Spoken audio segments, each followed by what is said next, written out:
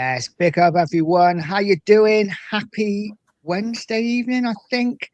Hope everyone's well. We thought we would come on and do a transfer window so far show. So, guys, as you come in, please do us a favor, smash that like, hit the subscribe for both channels. The link to the two marks is in the chat. Cookie, how you doing, mate? Good evening, Lawrence. Good evening. Well, yeah, it is evening. Yeah, it's 7 o'clock now. Jeez, where did they go? I'm all good, mate. How are you? Yeah, I'm fine, mate. Refreshed from the Portuguese lark we went on. Come back, and the missus says, "Well, it ain't fair that you went away. I want to go away as well." So I'm off again on Saturday night. What can I do? What can I do? Happy days. Where you going, mate? The beloved Benidorm. Nice. Hmm. That'd be good, mate. That'd be good. Yeah, it's very warm there at the moment, Nigel. Sort of Portugal and a bit more. Yeah, I bet. So, but yeah, I'm looking forward to it, mate. I'm looking forward to it, and yeah, it's what it is. Got to keep the missus happy, mate. You know how it goes. Exactly, mate. Exactly. Right. Let's say hello to the chat before we get into it. Corey's in. Big up, Corey. Big up to Pete as well. Big up, mate, and big up to Claire Cowdery. Hope you're well. Hope you're well, guys. Let's So what we're going to do this evening, we're just going to look at the transfers that we've made so far to date, and we'll do them in order. And then we'll look at the players that we've sold. And before the end, we'll just look at, you know, who we may bring in over the next couple of months, and who, of course, we're gonna let go, because we have been told today that the squad has to be trimmed. So it'll be interesting to see. Jane's in. Big up to Jane as well. Hope you're well. Cookie, let's get into it, mate. Let's bring the first player up, and the first player we signed, pretty certain, was Andy Robertson. Yes. Give me your thoughts on Andy Robertson. Well, look, it's a lot of people say he's from Liverpool. He's past it. He's lost his legs. He's only been brought in for his what's the word? Experience. I've got a fly trying to get me, Nigel.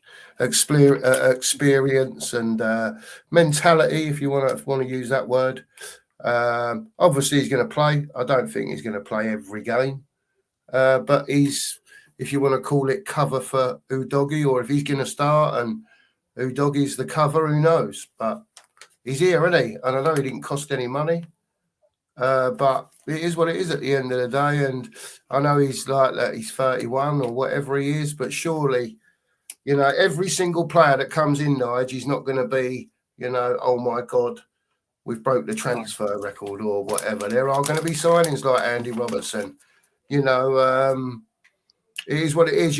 He's coming like that, and then we'll move on to it. But and then you look at someone like Senesi from Bournemouth. He was free as well, a couple of years younger, and most people are raving about that signing. You know, what a good signing! It was free. So yeah, it is what it is, man, isn't it? It is what it is.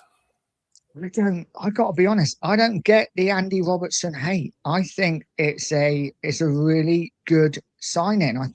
I actually see him starting most games next season. I think he'll be our number one. Yeah, it could be. I really do. It could be. You know, Doggie's decent, but I just think his experience, his leadership, you know, we'll talk about captain later, who could be captain. You know, I think Andy Robertson ticks every single box as a captain, apart from the fact he's not kicked a ball for Spurs yet, you know, and we don't know whether he's going to be the first team starter. So yeah, exactly. We'll have to wait and see, mate. As a sign in itself, yeah, we all want the, you know, best 25-year-old left back out there and whatever else. Big up Razzle.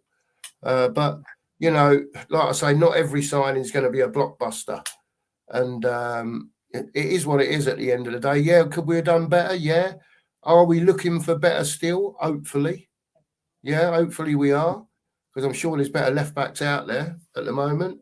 But I think between Udogie and Robertson, they'll cover it for the season at least. So here's what it is, mate, isn't it? I'm totally in agreement. I think that's where I am with it. It's one that Listen, would we all love a sexy left back to come in? Absolutely. But we can't do it all in one window.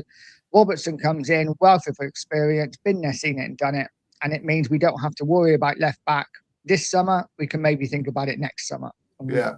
improve other areas, which we absolutely are doing. Big up Razzle and big up Benetto as well. I had more Tottenham shirt come yesterday. Nice. What a great shirt, mate. Let's go on to the next player, Cook. The next one in is this man. I will get that.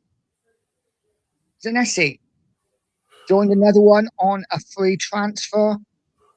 Like you say, a lot of people raving about him a lot more than Robertson. What did you think of the Zanesi signing? I thought it was a great deal, to be honest with you. I know he's 29. He'll have some sort of sell on, even if he's only at Spurs for 2 or 3 years. He'll be 32. Yeah. He'll go somewhere for however many million a 25, 30 million pound player is in 2 or 3 years' time. Do you know what I mean? So he might stay for the rest of his career. Who knows? Who knows? Might be his dream to play for Tottenham and, you know, stay here till he's not wanted anymore or until he's not good enough anymore. So look, at the end of the day, I think it's a great bit of work that to get him out of Bournemouth on a free and get him signed up. Listen, I don't think there's a negative to it, Nige, to be honest with you. Very good player. No, I absolutely agree. I'll just go through the chat quickly. Yo, big up, says Savio deal is on or not. Really, I'm tired of these sagas, especially since we can get him at a decent price and City want to sell.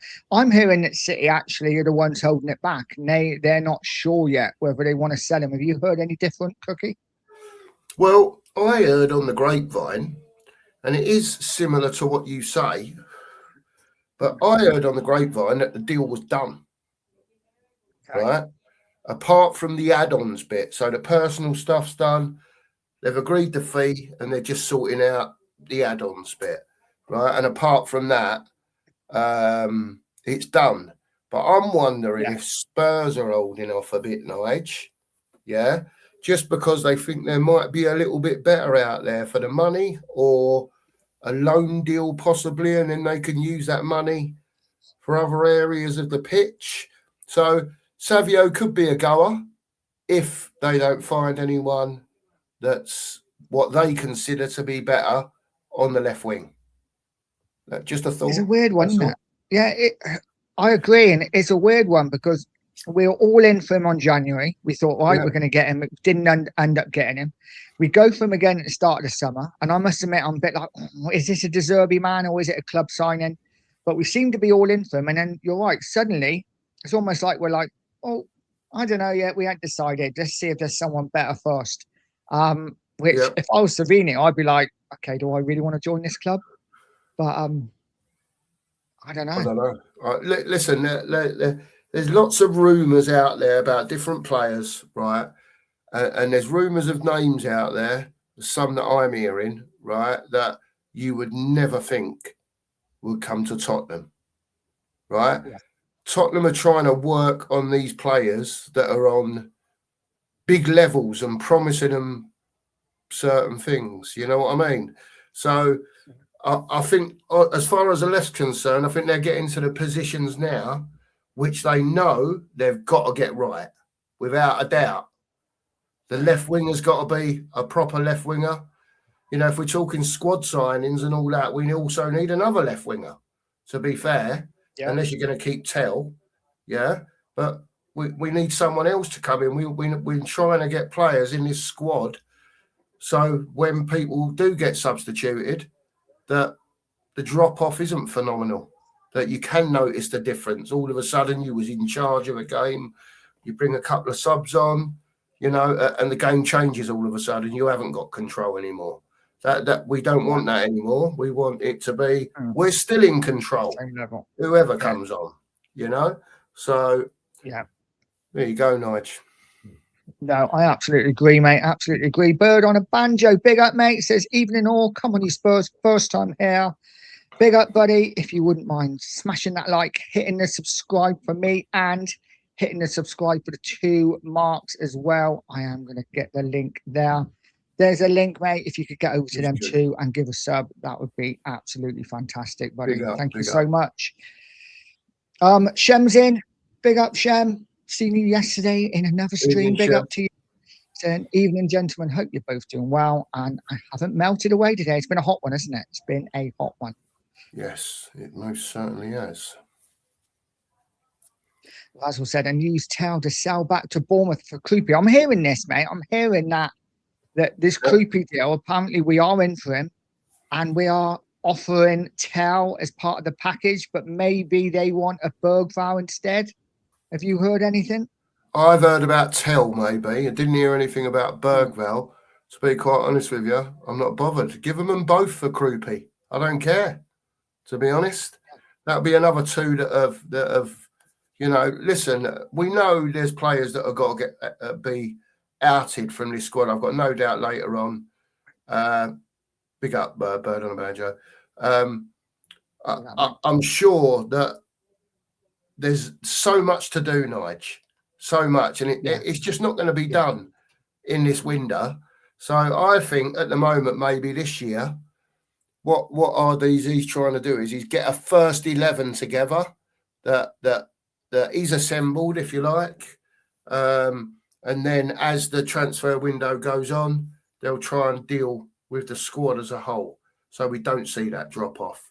But most important at the moment, Nige, we've got to get a left winger minimum and a striker.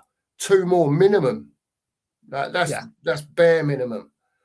You know? Yeah. So no, agreed. Going off topic slightly because Bird on a Banjo's put it, and you sent me the video earlier, Cookie. So I think it's an intro. We might as well talk about it now. And it's Kulu. We have to see with Kulu. He's been out a while. I think it'd take a good 6 months probably into next season for him to be back 100%. Big up Bird on a Banjo. We saw that video of him putting the ball in the back of the net, you know, practicing shooting. Is he on his way back? Is he close? And if he is, does that stop us maybe going out and bringing another player in? Possibly. I mean, look, we don't know. Well, we know he's had 2 bad injuries. One, the original one, and then another one when he was making his way back from that one. It don't seem too clear what the second one was, but everyone keeps banging on that it was a bad one and, you know, could end his career and all that sort of stuff. You know what it's like, Nigel. You see all sorts of different stuff written from different people, and they're on the opposite end of the spectrum to each other. Do you know what I mean? So, but the general news we get is that it was a bad injury. But you've seen the video today. That don't mean he's anywhere near fit, but he is kicking a football again. And if I could put 4 free kicks in the back of the net like that, mate. You know what I mean? He ain't doing too bad. Fingers crossed for him, mate. Fingers crossed that he does come back. Yeah. And, you know, add something to this team again. Do something. You know, it'll almost be like, he would almost be like a new signing again, wouldn't he? If we could get him back. Oh, fit. Absolutely. But I think Bird on a Banjo is right. It will take him a good 6 months to get back up to speed. But listen, like you say, those free kicks he was hitting in with some power as well. It's not like he was taking it easy. He was giving him a wallop. So hopefully that's a good sign. Let's go into the chat, say hello to a few more people. All boxed up. Big up, mate. Long time no see. Hope you're well. Saying hi to Shem. Some guy named Sheriff is in. Don't know whether you know him, Cookie. Big up Sheriff. Hope you're well, mate. What a man.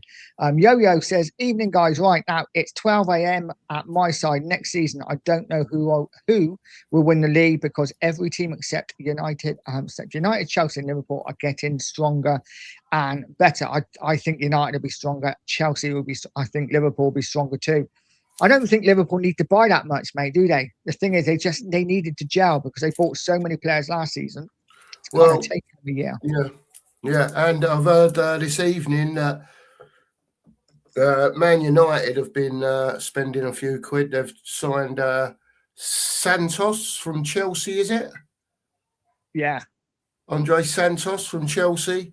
He's gone to United for 50 million tonight. But the way that the Man United fans are talking is that they were talking about they wanted free in, yeah. I don't know who they've signed in this window, but they only had a certain amount of money that they could spend without getting players out and whatever else, or with what's gone already. I don't know the exact. It's not like they've got loads of money to throw about, so they were trying to make sure that they got the right one. And there's a lot of people apparently that are not too happy with Santos from Chelsea that I've been seeing, and there's others that are like, this geezer's going to turn out to be a diamond. So I don't watch him enough, mate, to be honest with you. But it's one of them, isn't it? As a young player that's come in unproven, he's kind of played bit part for Chelsea, done bits, looked good. Yeah. But you know, it is a bit of a risk. But then, as we know, any striker, any player, any midfielder, anyone is a risk. Let's go back into the chat quickly. Hotspur Flicks is in. Big up, mate. Big up, Flixie. Basil saying Sheriff in town. Tottenham Trev's in. Big up, Tottenham Trev. It is a hot one. Absolutely. Colin is in. Hi, boys. Just got back from the Gower. The beaches there were wonderful. Give it a go, boys. Sounds absolutely lovely, mate. Sounds absolutely lovely. Let's go to the next player. So the next one we brought in was, of course, our Dutchman, Van Hecker. Good signing, mate. You happy with that one? Very happy with Van Hecker. And listen, you know, Levy's come out and said if he was in charge, he wouldn't be, you know, paying that sort of dough for a bloke with a year left on his contract. Well, I ain't being funny. We've basically exchanged the Dutch international now, with the forward passing that's required from RDZ, to get this team rolling as such. Now, I was talking to Sheriff this morning about this, and if you look up this fella's stats, whether it be for Brighton or whether it be for the Netherlands, is passing, whether it's short forward passing, long forward passing, whatever it is. The other night in the Dutch game, he hit 134 forward passes and 130 of them found their target. You tell me another defender in the league that's putting out numbers like that. Now, that don't mean he's the greatest defender in the world and whatever else. He's obviously a very talented defender.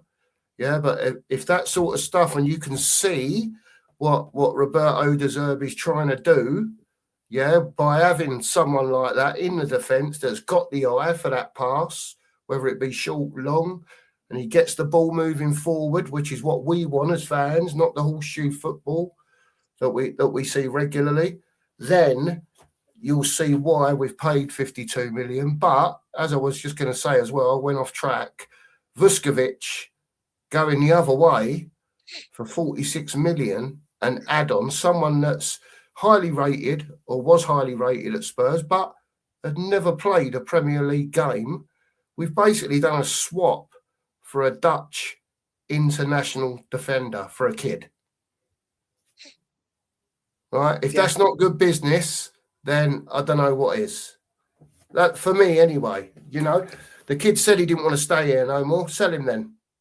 Anyone that don't want to be here no more or that's not good enough anymore, get rid of them. All of them. Don't care who it is. We're starting again. You know, as in that RDZ has said, there's certain people that I want and there's certain people that I don't.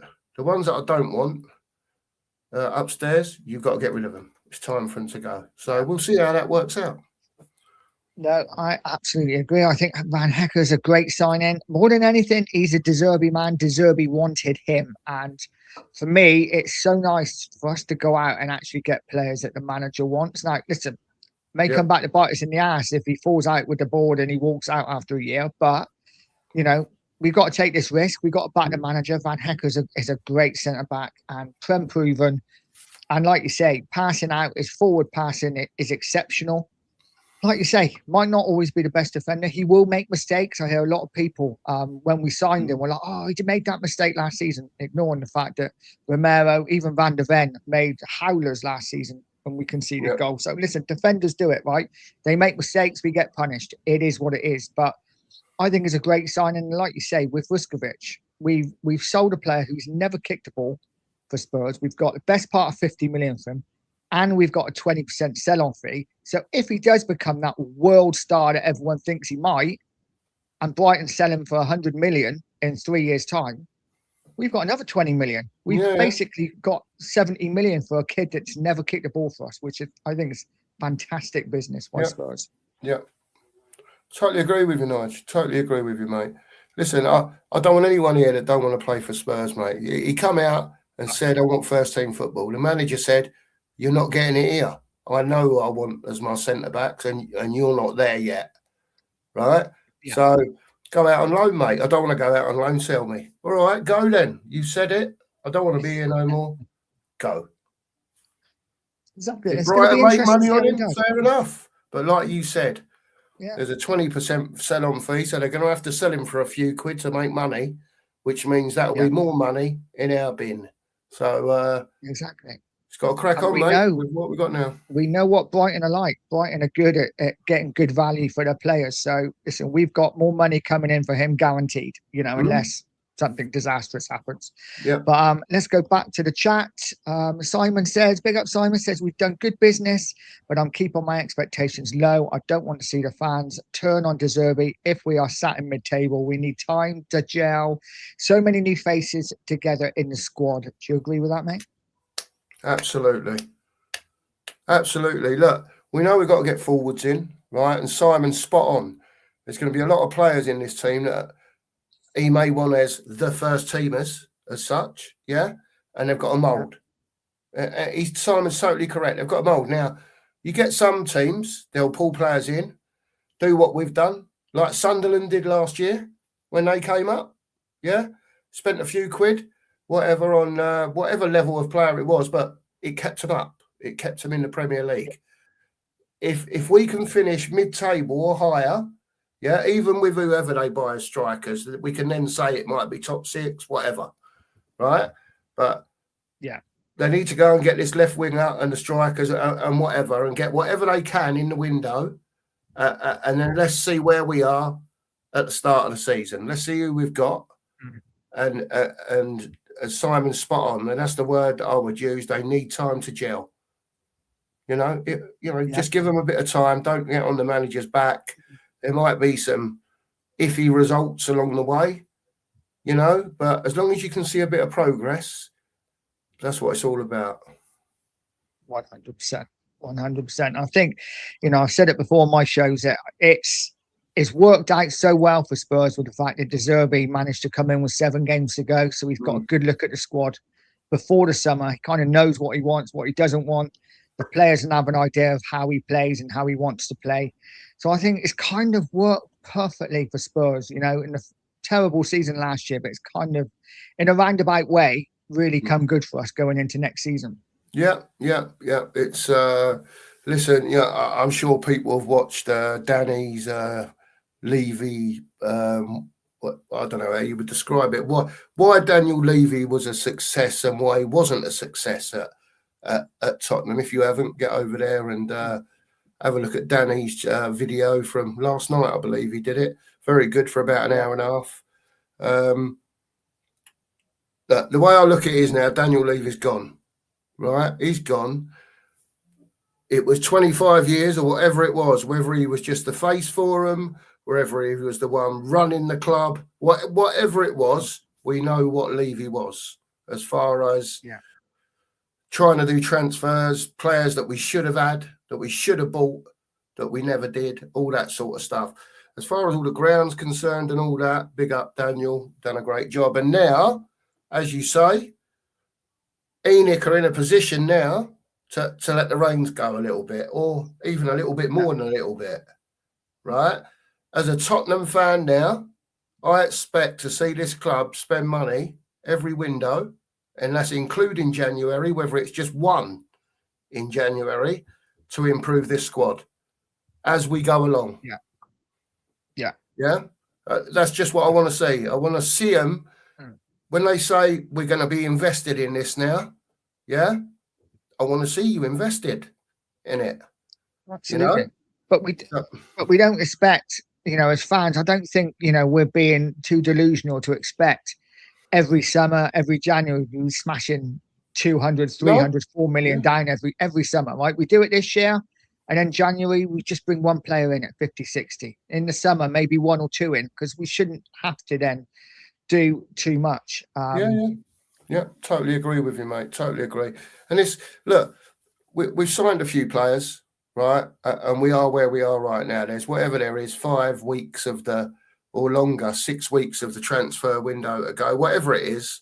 And there's still time to get players in, right? We could still go out and buy 5 or 6 players if we wanted to, right? Okay. Whether they'll do that or not, they might go and get 2 or 3. I think we've got to get 2 or 3 minimum going into the season. And then, like you say, January had come, he'd have had 4 or 5 months to look at players, 1 game a week. Yeah. He'll know who's serious and who's not serious in his squad, if you know what I mean. And when he don't like something, if people don't respond or at least try to respond to what he's trying to tell them, they'll be gone, mate. It's as simple as that. 100%. 100, absolutely 100%. Let's go back to the chat quickly. Eric, Tottenham fan, big up, mate. Not seen you before. How you doing? Eric. I hope you're well. If you haven't, please sub to the channel. Get over to the 2 marks as well and sub to their channel. I will quickly bring it back up again. I should have pinned it, really. And big up to everyone who's in here tonight as well, because absolutely, this was arranged short notice. And look, there's 60 odd of you in here. So big up to all of you for being in here. Yeah, thank you for being in here. Really, really do appreciate it. Rodney's in. Big up to all. Come on, you Spurs. Big up, Rodney. Rodders. Tottenham Trevor already said hello to, but hello again. Pete Chambers saying big up to Cookie. Big up, Pete. Sheriff saying like ratio is not 50%. Come on, guys. What the F? Hit the like, or none of you are coming on my road. Absolutely. I mean, the sheriff don't really want to come on your road anyway, but yeah, the Hotspur Flick says just goes to show Daniel Levy was part of the problem, not wanting to spend big money. I'm absolutely loving the signings and may it continue. Absolutely. He also says Brighton know how to do business. They do very good business. Right, and the Stoics in, big up, mate. Says evening, lads. Only shock I had was an hour ago putting up an electric fence. I'm a Bomber addict now and I need my fix. Yeah, it's been a couple of days, isn't it? And I'm just like, come on, Tottenham, what are we doing here? Big up, Stuart. Big up, mate. I'm sure there'll be more coming. Stuart. I can't believe they're going to stop there. Honestly, I really can't. There's going to be another 2 or 3 in the next 5 weeks minimum. There's got to be. So, for me, there's got to be anyway. I don't know about you, Nige. What do you think? Because 100%. I want so far. Yeah, I want at least 9. So you want 3 more then? Too much. Least. I want 3 more. Yeah. I mean, I'd love 4, but we'll talk about it in a minute. It's going to be interesting to see what they do, right? But Hotspur Flick saying it's great to see this signing. Sandro Tonali is massive. I agree. The Stoic agreeing with Cookie. Let's just quickly get down the chat a little bit more. Queen Ellie's in. Big up Queen Ellie. Wow, this is a surprise double. Pure Corey's once in the morning, now in the evening. I know. Brilliant. And Cookie too. Wow, again. Double wow, Ellie. What can we say? Say no more. Let's get into the next signing. Just because it's probably one we're going to be quite quick on. And it is the goalkeeper. It is Dubravka. He has signed as number 2. Thoughts on this, mate? Look. There's been we did a stream the other day, Nige, and it was nearly 4 hours long, and 2.5 hours of it was Kinski. Right, so there's fans out there, and I understand. I get the other side of the point. Do you know what I mean? There's fans out there, Danny, that would like a better goalkeeper, as in a proper number 1. That's been there, seen it, done it, got the T-shirt, and there's people out there that think that's just as important as having a proper striker up front, and I get that. I get that argument totally. Yeah. I think personally that Spurs are probably relying on Kinski and what he did at the end of last season, because that's really their only sample now. Like Dan says, it's only a small sample size. Yeah. Right. Yeah. But it is what it is at the end of the day. And listen, again, like I said, the window's got another 6 weeks. I'm sure if a keeper comes along, that's ready-made, if you like, is that the right word? Ready-made and ready to go, they'll buy him. They've got the money to do it now. Right. And if Kinski ends up being the number 2, because we've bought a first team keeper, it is what it is. If they don't and it's Kinski, it's Kinski. What can we do about it? We'll have to see. We'll have to see if he's got got the balls. Is there anyone out there though, mate, that's really like you've looked at and you thought, wow, yeah, that's a keeper I'd love to have? Because I'll be honest, I don't think there's that many about that I really think, oh, he's a good keeper. You know what I mean? It's a difficult one. I don't know how to pronounce the bloke's name, but the bloke is he at Roma? Is it Svilla? Oh yeah. Svilla, yeah. Svilla. Again, Dan likes him. I haven't seen a lot of him, but Dan knows his goalkeepers and all that sort of stuff. It's a difficult one, mate. It's a difficult one, right? We just have to wait and see. But I don't know. The way it looks, Kinski's going to be the number 1. Like I say, unless a ready-made one turns up for 50 or 60 million quid and they go and get him. Yeah. No, I agree. What do you think? Just going off. I'm actually quite comfortable with Kinski being number 1 this season. I think he deserves a chance. Listen, again, I'm of the opinion of that. I don't think he's that bad that it's going to be a massive issue. I'm hearing names that people want, and they're saying, who's the City keeper? Trafford. And I'm like, what's Trafford done that Kinski's not done? You know, Trafford come in and an absolute mare against us at the start of the season. Hasn't really played for City. I don't see him as any better than Kinski, to be honest. So unless it's a keeper that's a really high level, I don't see a point in going out and buying one. Not to say that in a year's time, if Kinski hasn't done it, then fine, bring someone in. But for me, if we give Kinski a go and he takes off, and he is the keeper that I hope he will be, then we've saved ourselves 50, 60 million on a keeper and we can spend that elsewhere. I know it's a risk. I get that. But for me, I want the top end sorted first, more than anything. But I don't know whether you've seen this, mate. Adam, big up Adam, says, I hope this is bollocks. Apparently, we want Moani back. Adam, have you seen that? I don't listen. I don't know. On what I don't even know what to say. On what we've seen last season, Adam, I don't know why anyone would want Moani, but RDZ's got this thing about him, and he keeps bringing him up from time to time. I like him, and we're all sitting here saying, well, what RDZ wants, we want, type of thing. Let's back the manager. I don't know if I can back the manager on that one, Adam, to be fair. Nigel, I don't know where you are on it, and I really don't know where you are on it, but it's not for me, mate, but I'm not RDZ, so. No, for me, that would literally all the good work we've done in this window would be totally and utterly undone with that one signing. For me, he's proved he's not good enough. Didn't want to be here. If he does come back, again, it's because he can't get a move elsewhere. I think it would be an absolute disaster. And it would show that maybe Spurs are a little bit desperate as to finding a striker. But I don't know. We will see. Big up to Logan. Big up, mate. Hope you're well. Adam says Leao, Krupi and Savinho, and we would be cooking. Yeah, what are we looking at? 2 or 3? 2 of 3 or all 3? All 3, mate. All 3. What's that costing us? 60, 125, and Leao on a loan with a loan fee, even if you call it 20 million, 145 million quid for a strike force. You know what I mean? Yeah. I mean, I guess so. I'd like Marmoush in there somewhere. I'd probably take Marmoush, that's your 200 million, isn't it? Yeah. And then you're going to sell a few. So, you know, Romero's going to go, isn't he? So there's 40 million back from it. You know? So, and whatever else they sell, I don't know. Sorry, mate. No, absolutely. No, I couldn't agree more. Eric says, let's thank Levy for what he has done on the commercial side of things. Absolutely. Listen, he put us in the position, didn't he, to be where we are now.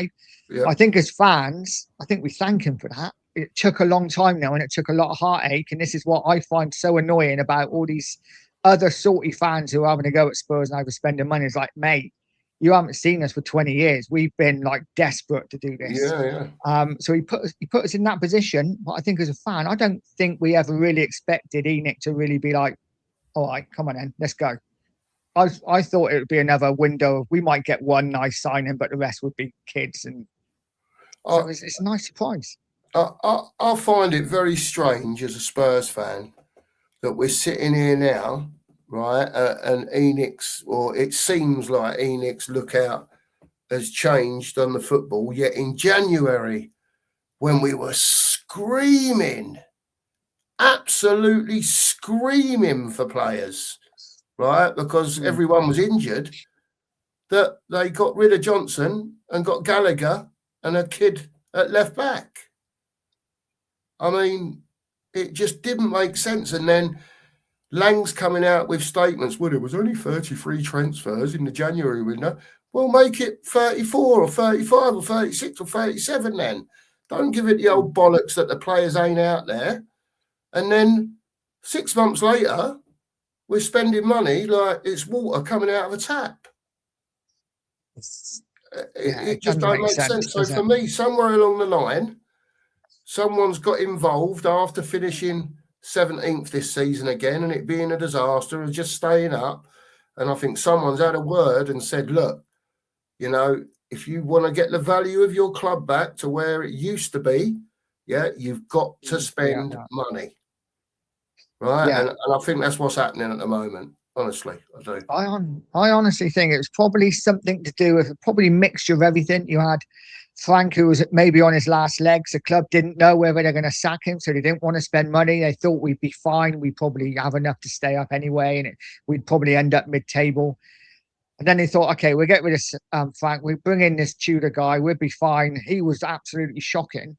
And I think we come that close to going down that ENIC have been like, okay, if we don't do it now, we never will.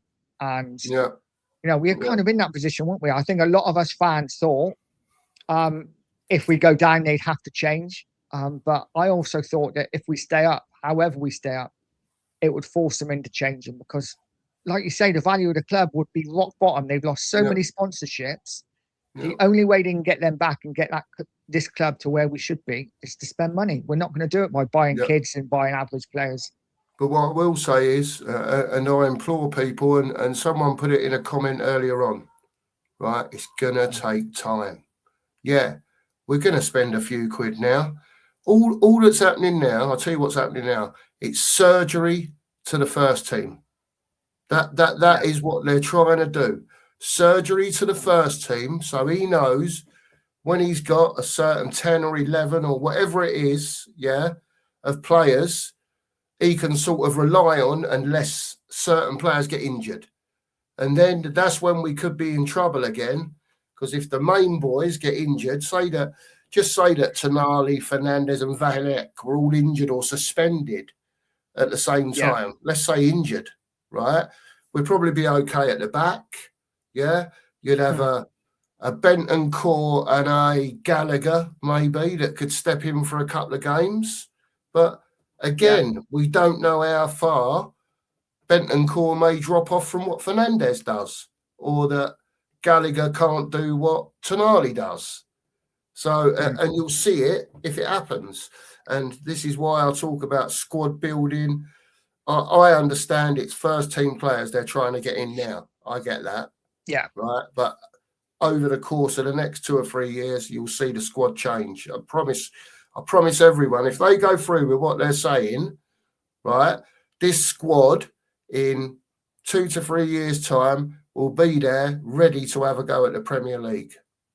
I'm telling you now, in about 3 years' time, if they carry on backing and backing them. And I don't mean spending 400 million quid every window either. Right. They've got to get the people in the club to go and find these players at reasonable prices at the end of the day, because other clubs do it. It's constantly improving, isn't it? And I think you're absolutely right. I've kind of said it myself. I think, there are cycles in football, aren't there? Liverpool had it in the 80s when they were the side. In the 90s, United, you had Arsenal and Chelsea had a cycle. Man City, of course, they've had a cycle. And I just feel like maybe that cycle's coming around. And listen, it's not going to happen overnight. We're not going to do it next season, probably not the season after. But maybe in the next 2 to 5 years, we could be looking at Tottenham having a cycle. How long that lasts, I don't know. We nearly had a cycle under Poch, didn't we? It didn't quite happen. Yeah. But, we've got to be in it to win it, right? It's money, and spending money doesn't guarantee you trophies, but it gives you a chance. Yeah, and that's where we've got to try and get back to. Those 3 seasons we had when it was Leicester and Chelsea won the league and Spurs were like well up there, and I think that's what fans want to see. And more than anything, Nige, I think Spurs fans, even though we all say, look, I don't care if we win that 1-0 and it's off the backside of someone. Yeah, of course, that just goes without saying. But I think Spurs fans want to see attractive football, mate. I think it's time for a bit of attractive football to come back to White Hart Lane. I agree. This is what we're born into, isn't it? Attractive football. And I know some people don't get it. Some fans are like, "Wow, Spurs have never played." Spurs have always played attractive football that I remember. And being a Spurs fan, part of being a Spurs fan, part of the DNA is playing attractive football, guys. There's 70 of you in here. Please, 47 likes. Let's get it up to 50 as soon as possible. That like button, really would people. appreciate it. And if you haven't subscribed to both channels, really would appreciate it. Pushing on to 1.8k, not far off it. So any help would be much appreciated. Cookie and Sheriff, they're smashing their way to 1.5. They will soon be at 2k. They're absolutely smashing it with their brunch show. Big up, Kev. Be a champion and smash a like. Absolutely. Let's get the next player in, because the next player is a big one, and it is this man, Fernandes, signed for £85 million. He was our record transfer for all of 24 hours. What do you make of that, Cookie? Listen, no, let's hope the right people have been watching him at the end of the day. I don't know too much about him. I'm not going to sit here and blow smoke up his arse, because I honestly don't know too much about him. But they've obviously been watching him for a while. We know United were interested for a while. Spurs, there was a lot of to and fro in. We saw stuff in the paper. He wants United. He wants this. He wants that. West Ham came out and said, look, he'll go to whoever offers the money at the end of the day, because that's the fee that we want. Man United, whether they were not willing to pay it or their instalment package weren't good enough, Tottenham trumped that. And he's a Tottenham player. I said to someone the other day, Nigel, I don't know what you think. Do you think Fernandes will play in the 6 more and Tonali in the 8, or the other way around? Or do you think they'll just... I don't know. Just whatever. It'll be like 6-8s between them. Yeah, you would hope that they... Because, didn't Fernandes start as a 10 and then he's kind of worked his way back? I think Fernandes is more of your box-to-box midfielder. I see Tonali maybe sitting a little bit more. I'm not saying Fernandes is number 10, he's not, but he is your player that will be all over the pitch. I see maybe Tonali being your breakup man. I don't know. I haven't, again, I've seen bits of both and I like what I've seen. I think it's one of them. I just think they're going to complement each other, because you look at that graph, and I know you brought it up on your show, didn't you?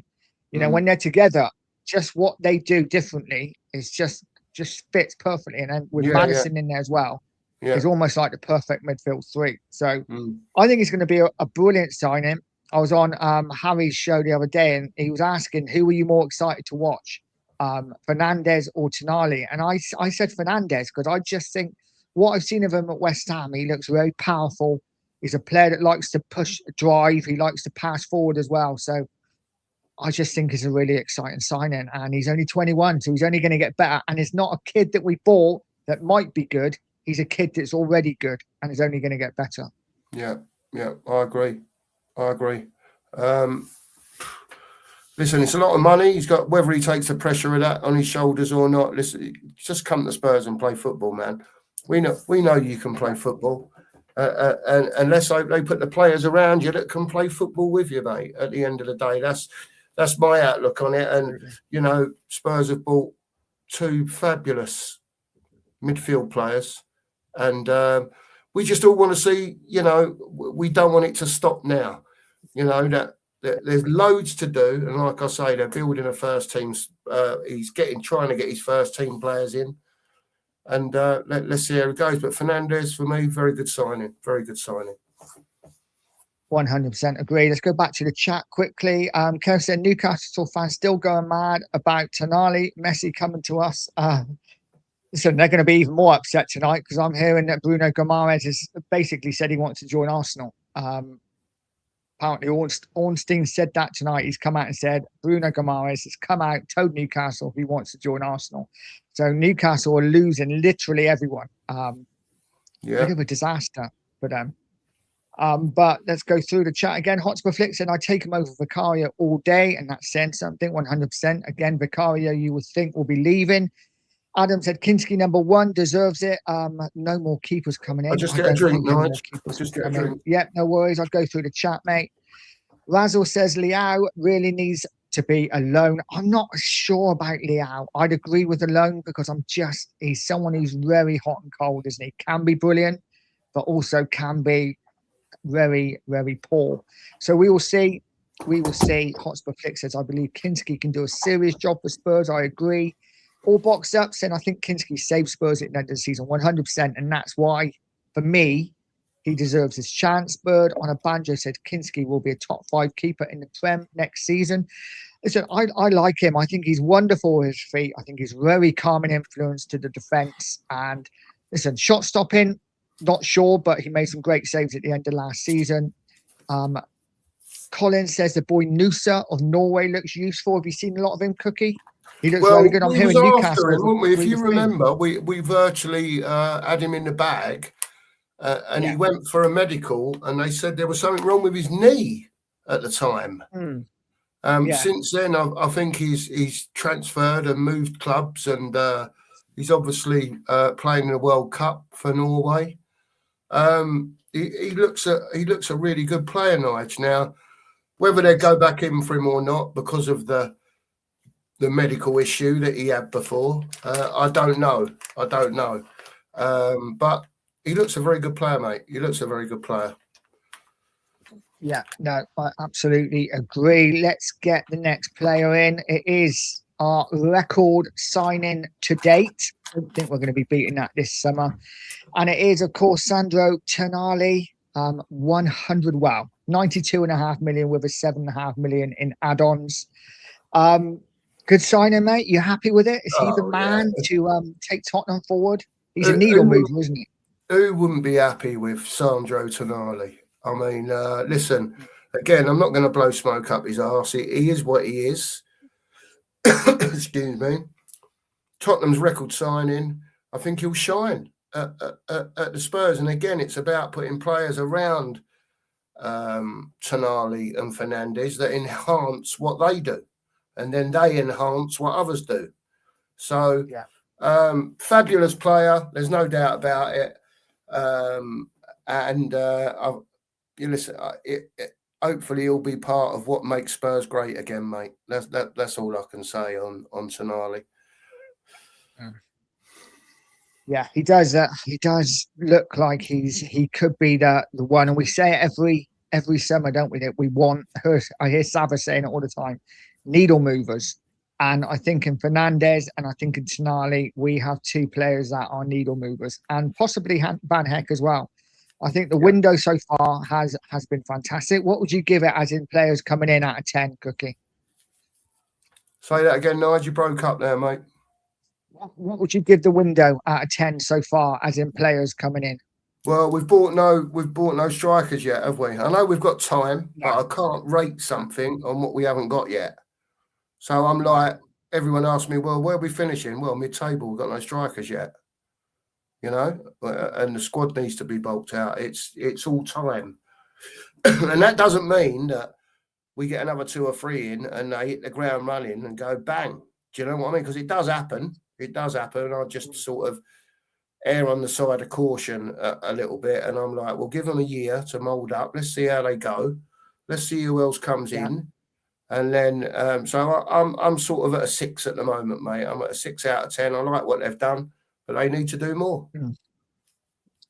Yeah, no, I'd agree. I'd probably give it maybe a 7, just because I think we have done so well in those midfield areas and bought ready-made players that are ready to go and will 100% improve us. But again, like I said so many times, we could buy the best midfielders in world football. We can have the best defence and the best keeper. If we've not got strikers up front and wingers who can cross and put the ball in the net, we're not going to win games.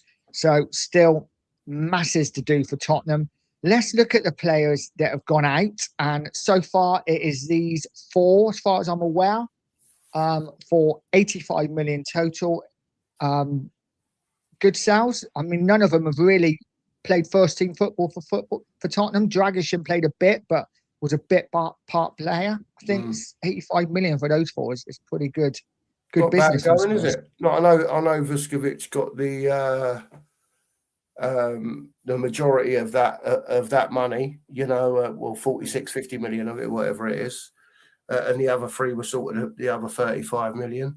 But look, it's money that's drawn in. If you work out what we've spent so far, which is what 185 plus Van Eck, which is what 230 odd million, something like that, is it? Yeah, like 235, and they've clawed 85 back. So we've spent what 150 million so far, really.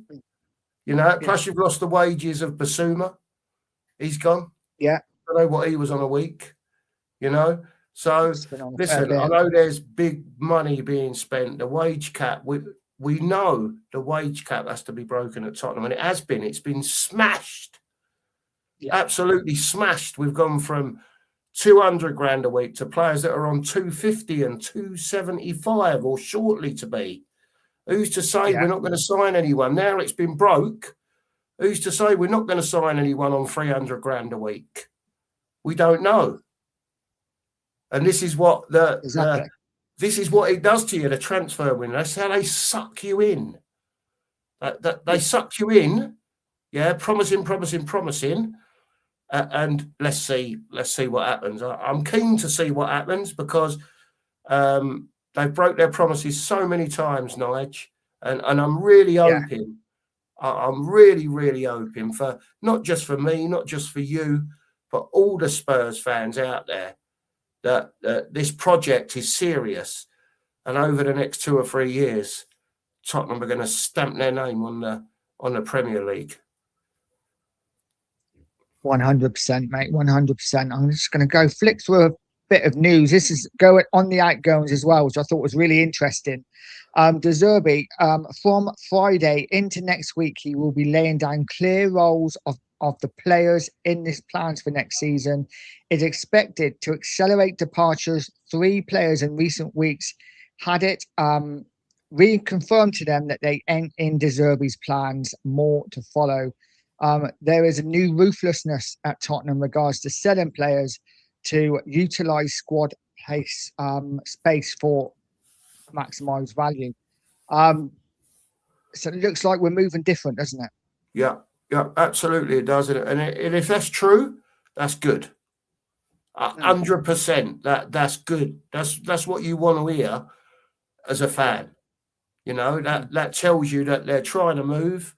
They're trying to offload players. Also, another bit of news: Alfie Devine, has gone to Preston North End today for £6 million. That's been there's another £6 million that's come back as well on top of the 85 million. So we're up to 91 million now. So we've only spent 140 something million this window with what we've got. So they're doing their thing slowly. They're doing what they've got to do, because if you bring players in, we know we had a bloated squad, Nige, and you've got to shift players out, create space, and start bringing better players in. Yeah, he says about 3 players on there. Have you got an idea in your head who those 3 players might be? Maybe Spence, there's maybe? players that have said that they don't want to be at Spurs no more. It could be a Bergvall for one of them. Maybe. Could it be a Jed Spence by any chance? With his attitude, or what seems to be having an attitude, whether it's with Thomas Tuchel, whether it's with Thomas Frank, perhaps it's just people that's name's Thomas. Who knows? Perhaps he don't like Thomas the Tank Engine, Nigel. Who knows? But listen, for me, Spence is like, just briefly, Spence, I thought, before he got his England call up, I thought he was half decent. Whether he was right back, left back, he showed a bit of consistency in his play. He'd come out most weeks and you'd say he done all right. Yeah? Yeah. And then he got his England call up and he's fell off a cliff, mate. And I just think maybe he's one of them fellas that thinks, do you know what? I've made it now. I've made the England squad. Yeah. I've reached the pinnacle. And rather than like getting his nut down and trying to be the best at what he does, yeah, it's like, well, I've made it. What do you want me to do now? I'm there. You know? And that's the vibe that he gives me, Nige, sort of thing. I don't know what you think. Same. No, I'm the same with Spence. Listen, there's no doubt he's a decent player. I wouldn't say he's. Listen, for me, there's no players in this Tottenham squad that were there over the last couple of seasons that if we lost, I'd be like, oh shit. You know, Van der Ven maybe, but listen, even he's replaceable. You know, it is what it is. And Spence goes into that bracket. If we sold him, I really wouldn't care. But this is where I'm interested because we're talking about bringing players in, and we're talking about we need maybe 2, maybe 3 players in that forward area. If we were to sell Spence, suddenly we're a right back short. So then we're going to have to buy someone else, aren't we? We can't rely on Porro. And then if we do, who's going to cover for him? Would it be Vanderson's been mentioned today, Nige, again. Yeah. He was mentioned last year, wasn't he? And now he's being mentioned again. So I don't know about that one. But yeah, you're right. We need a lot of surgery all over the pitch. And again, I'll say it's not so much the first team because I think he'll get that sorted out before the start of the season. It's what's behind the first team.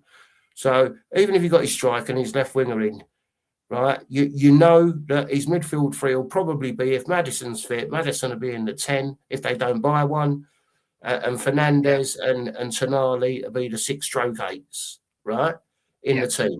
They'll be his 3. Yeah.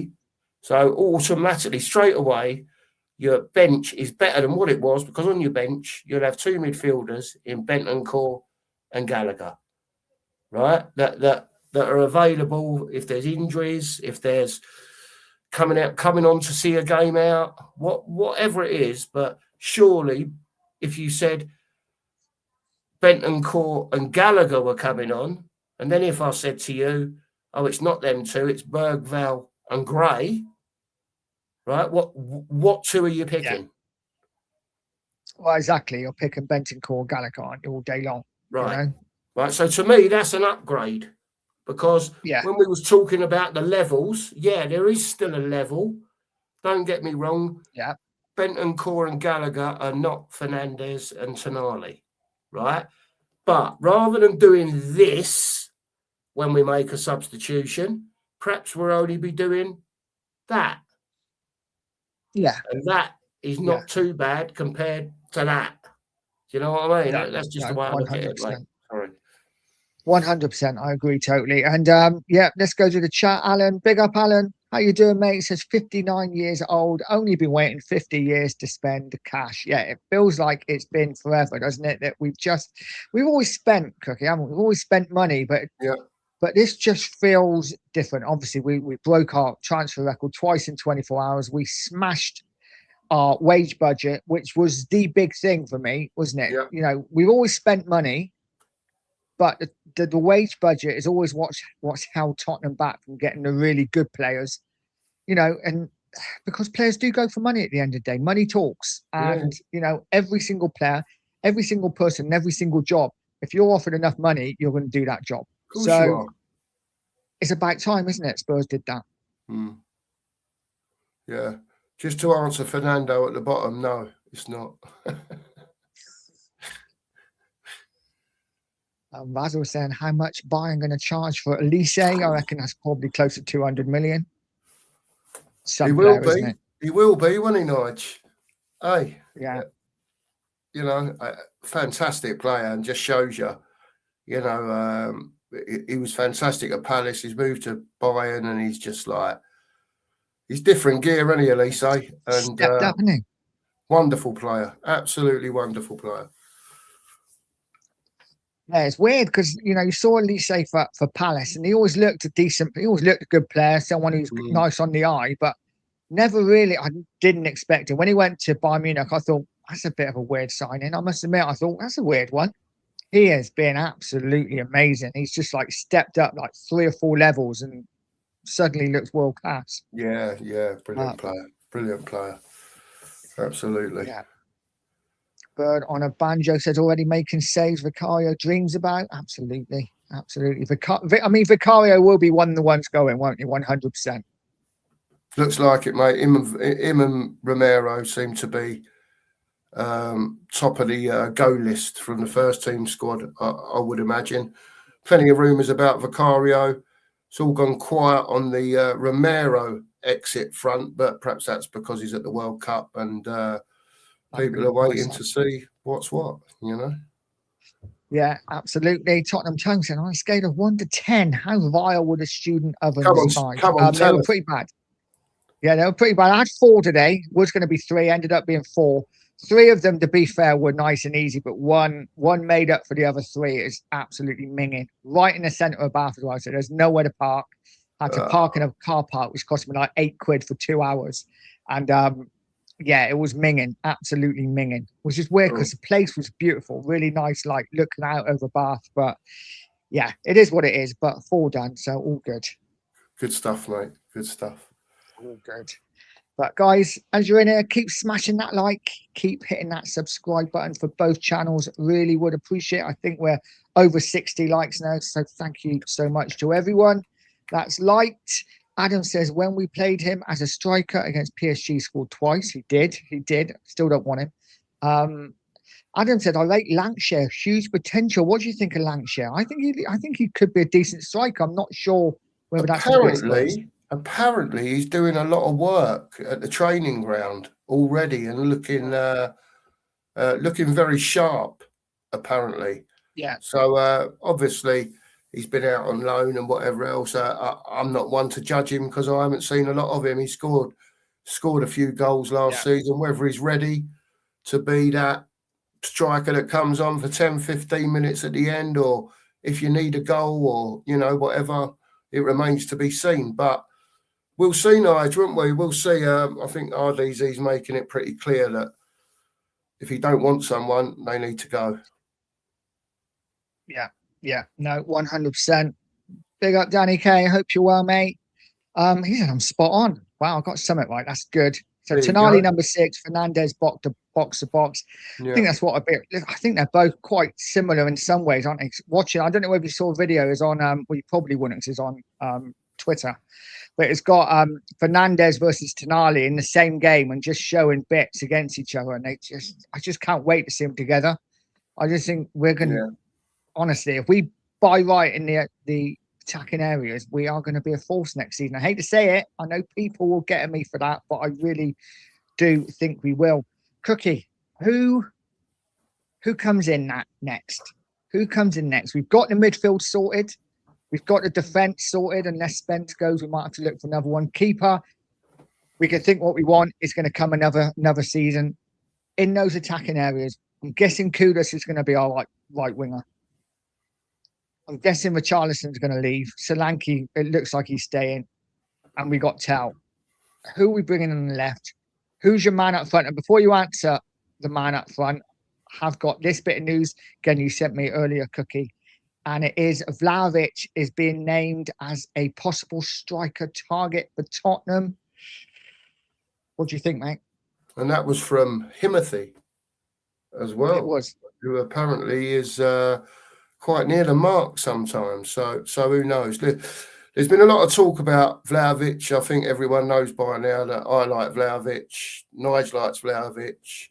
We've even convinced the sheriff to like Vlahovic.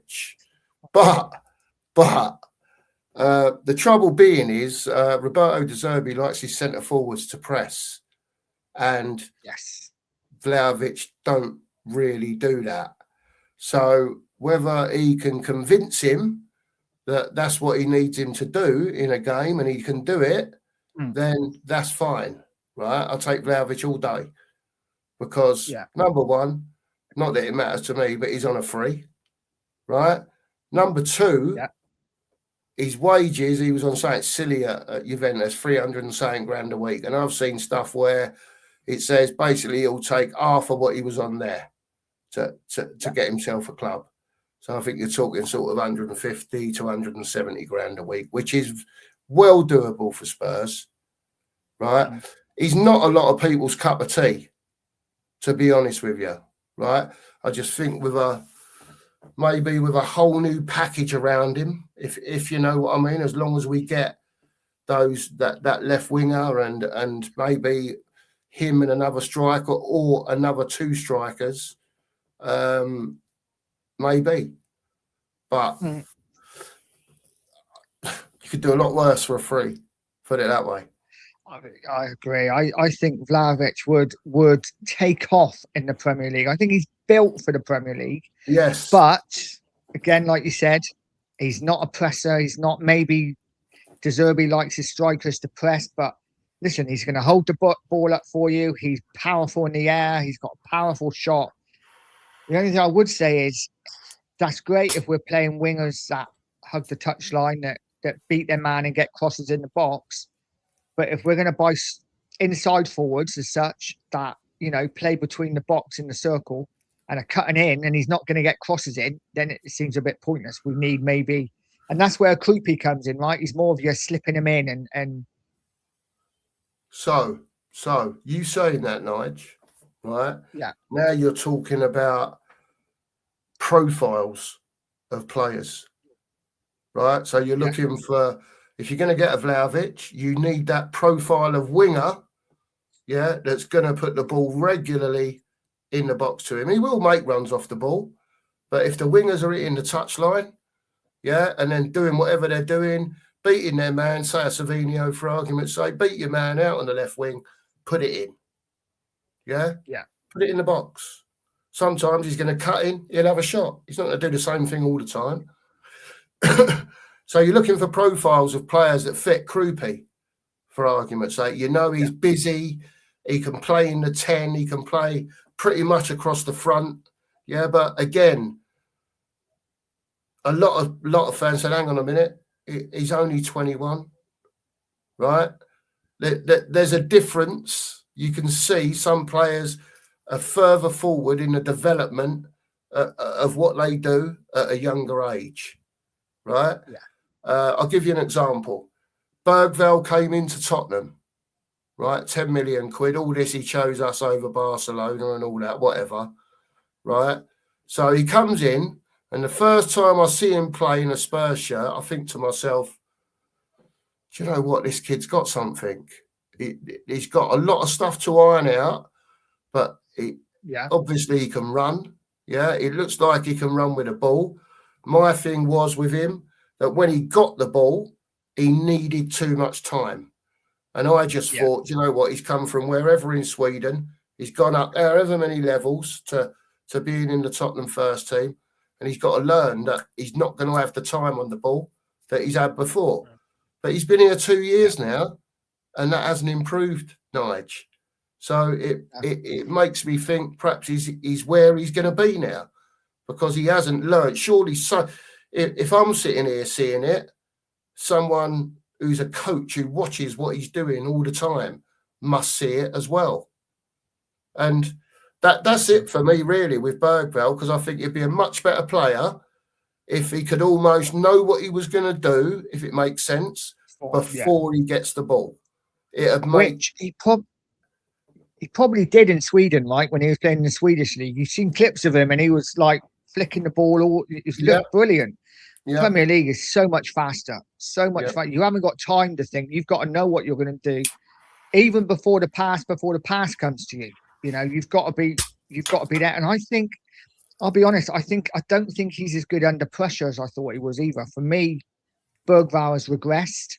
But I wanted to bring this comment up quickly because I thought it was quite interesting. He says, what about Andreas? I can't even pronounce the name. Isn't he the Norwegian left winger who set up Haaland for the first goal, I think? He could be decent. I haven't seen him. No, I don't want to comment on him because I don't know anything about him. I'll have a look. I'll have a look for future reference, but I haven't seen. I don't know if you've seen anything of him, mate, at all.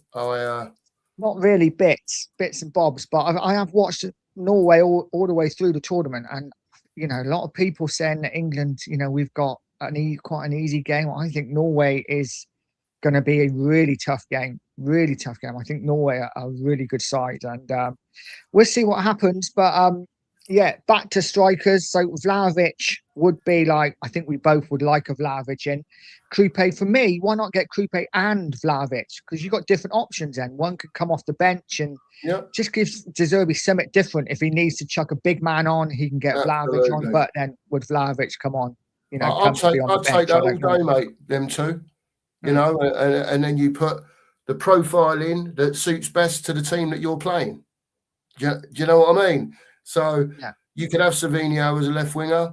You could have, I don't know, who else? Just pick a name out. You could have Rashford as your left winger. You could have Leao as your left winger. You could have Leao and Savinho. Or you could have Rashford and Savinho. Just different profiles of player that do different things from the same position, if that makes sense. Yeah. And the ultimate goal's got to be to have two of them in every position. That's what your ultimate goal is. 22, 24-man squad, bang, away you go. Yeah, agreed. And this is a good point from Magic Tree. Big up Magic Tree. Says no room for sentiment. No. We've been like it for so long, haven't we? We can't get rid of him. We can't get rid of him. He's young. He might come good. I remember I was like it with Dele Alli. Oh no, keep him. He's going to come good again. And listen, we could have sold him for probably 50, 60 million. And we didn't. We end up getting absolutely bugger all for him. So, there is no room for sentiment. And we have to be ruthless. Yeah. 5 mil, isn't it? What a player, though, Nigel. He was wonderful, wasn't he? Wonderful player. Yeah. So sad to see how what happened. But it is what it is. Hopefully, he get playing again at some point in some league. I still think he could cut it in the Championship personally, but who knows? Razzle said needed an iron hammer to come down on the players from last season. 100%. They needed.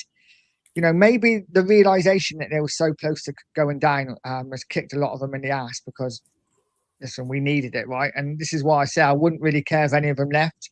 I want to see in the next 18 months a total rebuild of the team. I don't want to really see maybe one or two players from the old squad.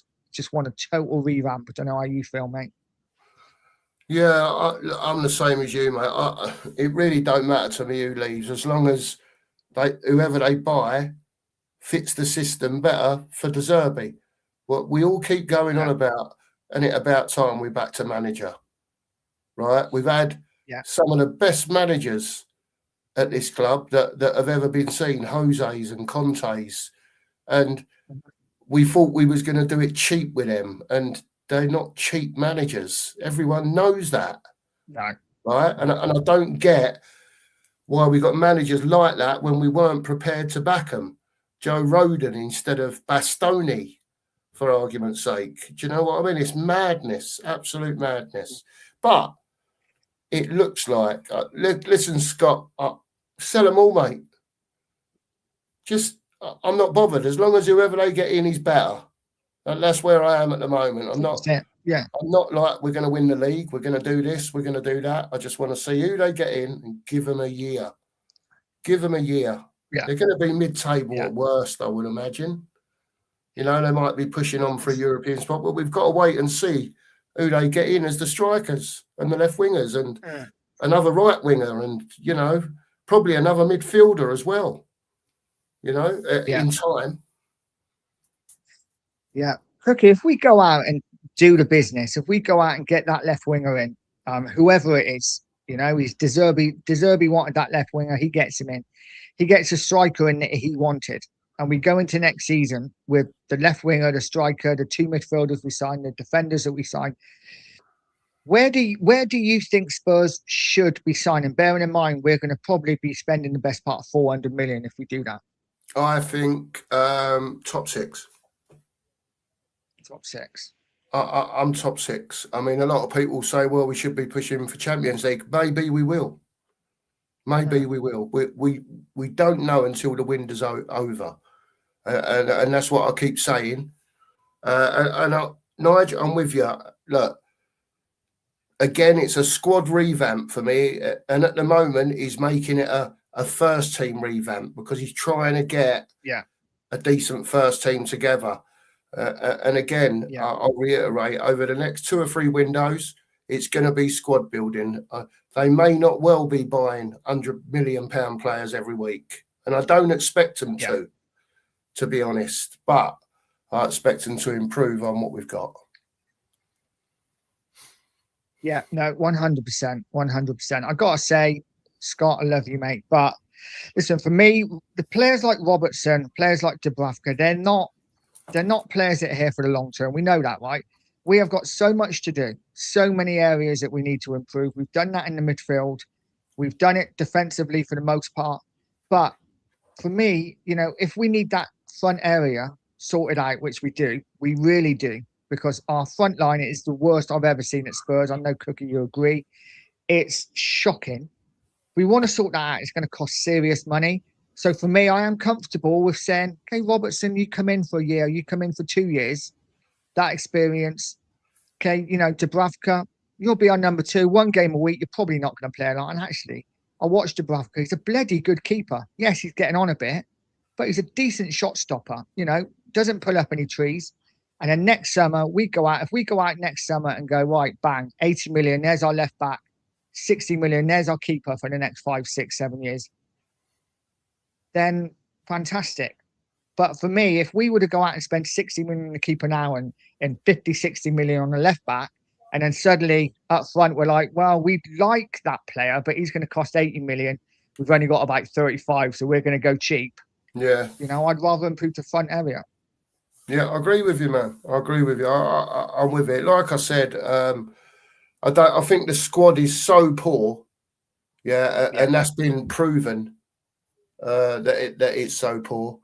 That there's so much work to do. You can't do everything in one window, mate. It's just impossible. You know, we could sit here now and say, we need that, we need that, we need that, we need that, and probably reel off 7 or 8 positions, if not more, that even if it's not the first team player that's needed, it's the backup that's needed or backup's the wrong word, the competition, there you go, that comes in to push these players, you know. Backup's the wrong word. I'm not going to use that no more because we don't need backups. We need quality throughout the squad. We absolutely do. Guys, keep hitting that like button. Really would appreciate it. Keep subbing to both channels if you haven't already. Really would appreciate it. The 2 Mark Show is linked at the top of the chat. If any of my mods would be so kind to put the 2 Marks link in the chat, really would appreciate it. Let's drop through the chat before we finish. Let's go and see if anyone else has something interesting to say. I'd argue that Gallagher at this stage of his career edges Fernandez as he's more experienced. Let's see which combos Robert De Zerbi plays. Interesting, right? Because we bought Gallagher in January. He did help keep us up, there's no doubt, with a couple of his performances. But suddenly you look at it and you're like, I don't see where he starts. But maybe Eddie's right. Maybe he will get used for certain games. And, you know, the fact that we've only got 1 game a week, I'm not sure. But what do you think of that, Cookie? Look, it's what we said earlier on. You know, you've got Fernandez, you've got Gallagher. I think he'll probably start with Fernandez and Tonali if he can, because there is 2 flagship signings at the moment, if you like. And obviously Van Heck will come in. I don't think there's any doubt about that. Like you say, Nige, there's 1 game a week. Right, there'll be times when maybe players will have a rest. Listen, I think it all depends on how we're getting on, mate, to be honest. You know, if we are up there challenging for a European spot, then, you know, they could go all guns blazing. Who knows? Who knows? But I think there'll be times where Gallagher plays for either Tonali or for, you know, if one's got a little strain or a little injury, rather than risk them, they'll put Gallagher in, you know. But agree with that comment earlier, someone put it up. You know, if you could have Vlahovic on a free and not have Ritchie and Solanke, that you'd have Vlahovic. Surely he's different gravy to Solanke and Ritchie. Whatever you might think of him, he's different gravy to them. As far as I'm concerned, anyway. I don't know what you think, Nigel. I agree. I think he's. I mean, listen, I'm not going to pretend that I've seen, like, I watch Vlahovic every week. I don't. But what I've seen of him, you know, when he was at Fiorentina for his country, you know, he's done pretty decent at Juve. Yes, he hasn't scored bagfuls, but he's done okay. He's done better than Ritchie has done at Tottenham. So I just think, for me, just the way he plays, his size, the way he's so powerful in the air, I just think he would be a really good option for us. And on a free transfer, I just think is a no-brainer. You know, like you said earlier, Cookie, he doesn't want 300 grand a week. He wants about 150. So for me, this is an absolute no-brainer. But listen, and this is what's good about being a fan, right? And this is what's great of having a YouTube channel and watching different YouTube channels, that everybody's got a different opinion, you know, and nobody's right and wrong. You know, we can all have our opinions and we can give it. And then when a player comes in, if they're crap, we can all be like, you're wrong, told you. But we're not going to know until it happens, right? There's no facts. You know, we could bring Vlahovic in. He could be absolute toilet, or we could bring him in and he could hit 20 goals. We just don't know. But if you do bring him in and he's absolute toilet, someone will buy him out there, and you've got him on a free, right? Do you know what I mean? So I'm sure there's people out there that would buy a Vlahovic for 20 million quid for something. You know what I mean? To me, it's a no-brainer. Not even if you're not bringing him in as the main striker, like we was talking about, different profiles of striker, different profiles of wingers, different profiles of number 10s. You know, why not? Why not? You know, we've got the money to do it now. Like I said, it don't mean you've got to spend 100 million on every player, you know, but we've got money now to be persuasive. And the more, how can I put it, the more quality signings that we make, others will want to follow. It's just, that's how it works sometimes. If a boss is making it clear, look, this is going to be a total rebuild, and he tells them the plan, this is why they're coming. This is why Tonali's are coming. It's why Fernandez's are coming, why Van Heck's are coming, because they want to be winners. And it's about mentality change throughout the club, right? That it's a major thing at Spurs, the mentality, right? And I always say, well, they've got to show the right mentality at the top and it will feed through. Well, if that's not the case and ENIC don't show the right mentality, at least if we've got the right mentality in the dressing room, we might get somewhere. But hopefully, with their backing, it will be all the way through the club. And let's hope so. Let's hope so. And let's hope we get many more years of this, and hopefully being successful in the future, mate, for all Tottenham fans. 100%. 100%. And I'll finish on Vlahovic by saying that, again, free transfer. You know, I understand people didn't want Robertson, who's 30, 31, 32. Zanessi's 29. Vlahovic is 26. He's in his prime. And Ellie, thank you, Ellie, sent me his stats for the last 3 seasons. So in 23-24, he made 33 appearances with 20 GA. That's 16 goals and 4 assists. 24-25, 29 appearances, 14 GA. That's 10 goals, 4 assists. And last season, 19 matches, 7 goals. So last season, not great. But that's just his league form as well. 24-25 in the Champions League, 5 GA in 9, and 25-26 in 4 matches, 4 GA. So, listen, it's not terrible stats. 1 in 2. You know, ish. Yeah, In the yeah, figures one that every you two were giving games. me, roughly, he's a 1 in 2 Yeah, GA. One GA yeah, every 2 games. which is better than what we have because Solanke's probably a 1 in 3, 1 in 4, and Richarlison's probably a 1 in 15. So So if I said to you, we'd get a Vlahovic in, yeah, and he'd get, let's just yeah, say, right, if we're going on the law of averages, if I said we got Vlahovic in on a free, yeah, he didn't play every game. Let's say he played, I don't know, in 30 odd of the games, 25 of the games, yeah, 25, let's say, yeah, right? yeah. He's going to get you 12 or 13 GA in those 25 games, roughly, right? Surely on a free, right, we'd take that even if he weren't starting every game. And then Absolutely. what if he does start every game and all of a sudden is, wow, look at this geezer on a free. Do you know what I mean? He's not costing you 85 million quid. You know, Yeah. so to me, it's good business. We all know he's a good player. He might have fell off a little bit, right? But he's on a free. And I just think that players like that sometimes, when you know they've got quality, you've got to take the risk on it. It's just one of those. Exactly. Listen, let's be honest. He wouldn't be on a free transfer if he was banging in 30 goals a season, would he? Simple as that. So it is what it is. For me, mate, we need to buy attackers that, unless you're going to go out and get a striker that gets you 25, 30 goals a season, which are very few and far between. If you want that, you're going to be buying your Harry Kanes. Other than that, for me, and I keep saying it, we will need to buy a striker that will get you 20 GA, whether that's 12, 13 goals and 7, 8 assists. But we need that from the sub striker as well. If he can pull, 13, 14 GA, your left winger, if he can get 20 GA, your right winger the same. And if they can all do that, then suddenly we're looking at 70, 80 goals in a season just from your attackers, you know?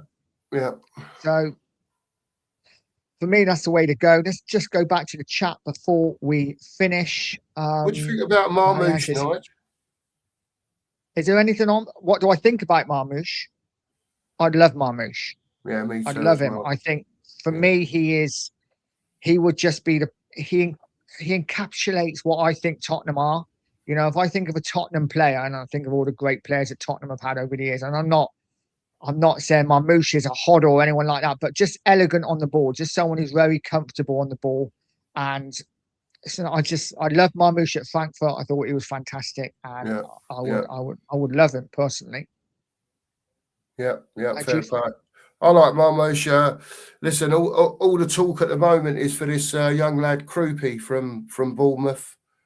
You said, perhaps Spurs can do something with a Bergvall or a Tell and lose them to Bournemouth, so it cuts the price down a little bit, if you like, of the cash that's involved in a transfer like that. 85, 90 million pound. It's a lot of money, but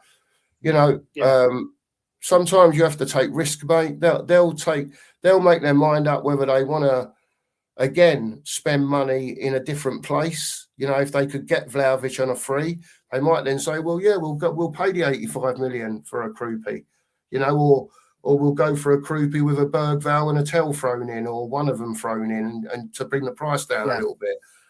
Listen, it's all about wheeling and dealing, mate, and getting the best deal for what you can get in and out of your club. And so far, so good. Absolutely. Let's hope that it continues, mate. Let's hope that it continues. Absolutely. And there is so much to do still. We have done so much already, but there is still so much to do. We're going to the chat quickly before we finish. Fernando says, I love Rafael Leao, but I think a combination of Xavi and Savinho would be better. Even Rashford would fit better in the lineup due to his playmaking and passing ability. Rashford's a funny one for me because, we saw the England game the other night and we were like, oh my God, we don't want him anywhere near Spurs. But he is capable of doing really good things, isn't he? But again, like Leao, he is quite hot and cold. Yeah, they've, apparently they've both got ego problems and working back problems and that sort of thing. So, again, whether that fits Roberto's profile of player or not, I wouldn't have thought so. He wants players that are all in, I think. So, and that's where it could be a concern with Vlahovic, with the pressing, So, let's see what happens. I think, to be fair, I'm not being funny, right?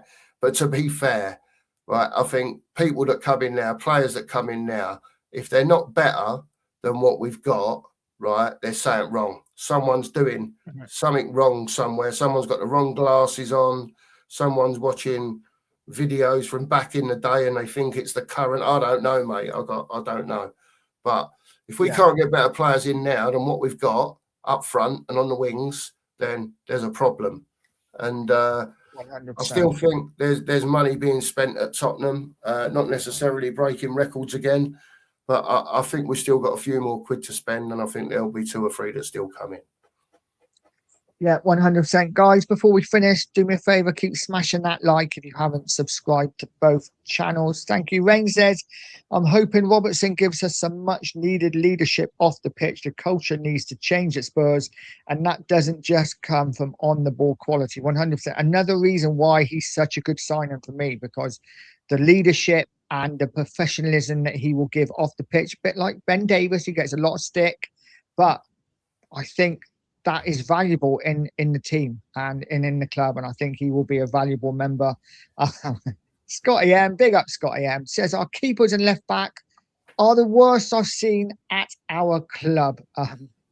Cookie, give me a worse keeper and a worse left back. Shouldn't be too difficult. Oh, mate, Scotty, you're mad, mate. Listen, right, Scotty, I love Scotty because his standards are so high. Yep. Right, and this is what it boils down to with Scott, and fair play to him. He don't shift from it, right, because he wants the best, the ultimate players to be playing at his football club, or our football club, right? And I get it, Scott. But at the same time, we have to be a little bit more realistic about what we can do in the few weeks that are leading up to the start of the season and the end of the first transfer window from De Zerbi, right? We'll all agree and disagree on certain players that come in and whatever, and players that are sold, everything. We'll all have different opinions.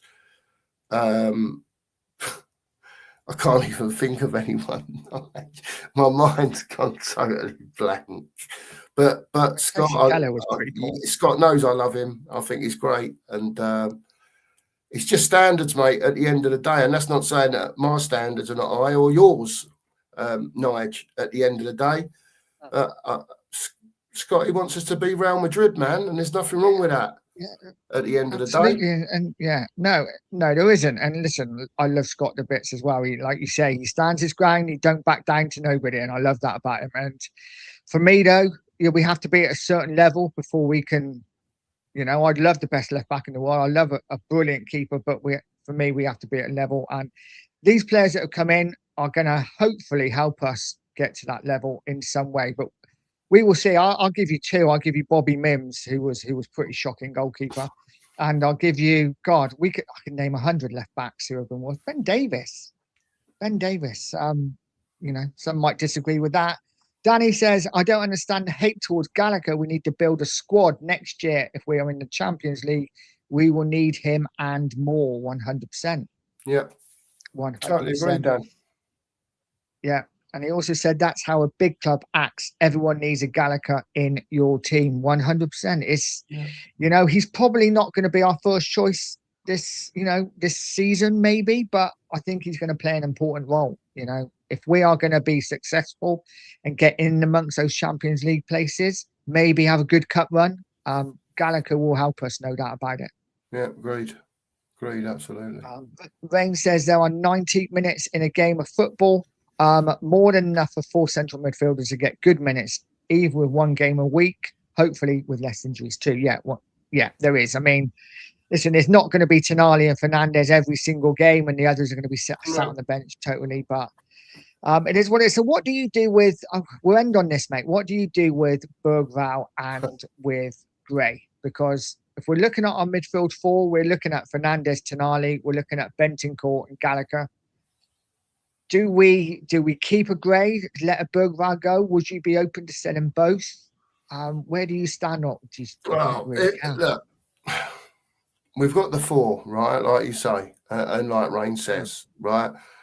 And again, it's open to opinion. Bergval's already come out and said, I want to play first team football, a bit like Vuskovic did, right? Yeah. Listen, if they can sell Bergval, right, because he's not prepared to sit on the bench and for whatever reason, and I get it, but he'll be the one that misses out at the end of the day, the long run, right? If he don't, I understand why he doesn't want to sit on the bench, but when the words come out, I want first team football, that means he don't want to be with you no more because he's been told by the manager, you won't be starting, mate. I'm just letting you know now, unless there's mass injuries, right? These are the 4 there in front of you, right? So if someone wants to bid 45, 50 million pound for 10 million pound Lucas Bergval, then I would say crack on, right? And sell him. Right? Yeah. The difference being with Archie Gray is, I think that where Archie Gray's been used, whether you think it's good or bad or not, over the last 2 seasons by managers that have literally used him, left back, centre back. We've had a couple of midfield performances. I think right back as well. He's been right. Agree with that, Fernando. By the way, don't think you've seen anything like the best of Gallagher yet. Then to me, I think because, and this isn't his fault, but because the £40 million price tag is there, I don't think you can maybe get anywhere near 40 million. I could be wrong. There could be people out there. For me, I'd probably loan Gray out, try and loan him out to a Premier League side. Not necessarily one that's going to struggle, that is going to be in the bottom 3, but maybe a middle of the road, a Bournemouth, a Brentford, a Brighton, that Everton, that type of team. Loan him out for a year and see how he goes, and get him playing in the position which was midfield that he was originally bought for, and go and learn his trade. Yeah, I think you're absolutely right. I think I feel a bit for Gray, and THFC says it there. Gray is young and can play multiple positions. I think this has been half of his problem, though, isn't it? If he was just a one position player, we might have seen a bit more of Gray in that position. But because he can play a multitude of positions, he's just been shifted around into different positions. And I do feel a little bit sorry for him. I think you're right. I think a loan to a team that play him in a certain position and just keep him in that position, I think would do him the world of good. Because I do think there's a player there. I think out of Gray and Bergval, I'd quite happily say sell Bergval tomorrow. But Gray is probably the one I would think, okay, there is a player there. Let's see if we can get a bit more out of him, whether that's a loan, and then see what it's like next season. But we will see. We will see. Right, mate. Should we call it a night? Call it a night. It's 20 to 9. By all means, mate. Yeah. Been great as usual. We haven't done one of these for a while, but perhaps we haven't. Perhaps we'll do one every couple of weeks or something, as we go along. Yeah, we'll wait a couple of weeks, see what happens, and then we'll bang one out on the Two Marks channel. But thank you guys for joining us. Really do appreciate it. Thank you, Cookie, for coming on. Really appreciate you, mate. Thank you. Get over to the Two Marks and subscribe to their channel. There is the link in the chat. Please get over there, smash the sub button. It is so important. We are small channels trying to grow, doing our thing, enjoying every minute of it, and we do it. And it's not a show without you guys watching and commenting. So we really do appreciate each and every one of you. Can I just say, Nige, before you wrap up, people out there, I mean, I know Nige does Twitter and that, but on our channel, we don't use any other social media. So we always ask in the chat, or whether it be in the WhatsApp group, whatever, if you've got the capability to share the stream on your other Instagram or Twitter or whatever it is, please do. Please share it out there and get this channel, Nigel's channel, out there, and it helps me as well, obviously. Get out there to new names. We're trying to bring new people into our streams to mix up with you lot when you're having a chat, because the chats are always good. And you know, and then that hopefully will bring new people into YouTube that from other whether they be Tottenham fans or fans of other clubs, you know. So sorry about that, Nigel. Absolutely. No, not a problem, mate. And you're on in the morning? Oh, as always, 9:30? mate, it'll be on in the morning. Hopefully the Sheriff will be home early enough from the night shift to join us in the morning, and looking forward to it. To be honest with you, it's a good hour and a half, couple of hours. We have a good old chinwag, and yeah, it'll be good, man. It'll be good. Always looking forward to it. So cheers, mate. Thanks very much. Nice, mate. I am not on in the morning. I've got to be at work early, so this is why it was nice doing this tonight. Make up for tomorrow morning. Sorry, guys. Thank you so much for joining us, guys. Thank you to Cookie. Thank you to everyone. Smash a like, hit the subscribe on your way out, and as always, come on, You Spurs.